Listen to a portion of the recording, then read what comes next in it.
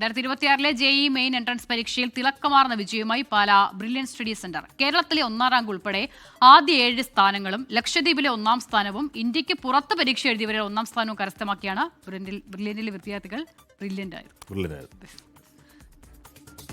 Kottayam Caritas സ്വദേശി Niranjan J പിള്ളയാണ് കേരളത്തിൽ 1ാം rank നേടിയത്.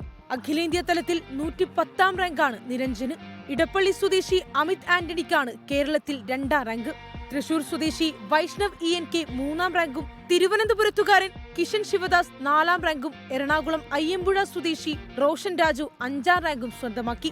മൂവാറ്റുപുഴയിൽ നിന്നുള്ള ആൽഫ്രഡ് ജെൻസൺ 6ാം റാങ്കും നേടി. ആലപ്പുഴ സ്വദേശി അഭിനവ് അരുണാണ് 7ാം റാങ്ക്.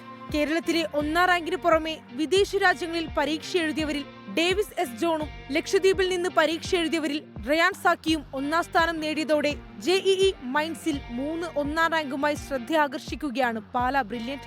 99.9% മുകളിൽ 15 വിദ്യാർത്ഥികളെ എത്തിക്കാൻ പാലാ ബ്രില്യൻ സ്റ്റഡി സെന്ററിന് സാധിച്ചു.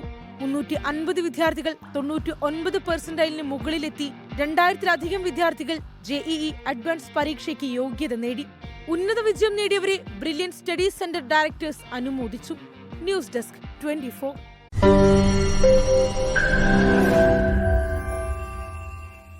ലോകത്തെവിടെയായാലും ഏത് സമയത്തും 24 വാർത്തകളും ഓഗ്മെന്റഡ് റിയാലിറ്റി പാക്കേജുകളും എക്സ്പ്ലെയിനറുകളും വിശദമായി കാണാൻ ഞങ്ങളുടെ YouTube ചാനൽ നിങ്ങൾക്ക് സബ്സ്ക്രൈബ് ചെയ്യാം.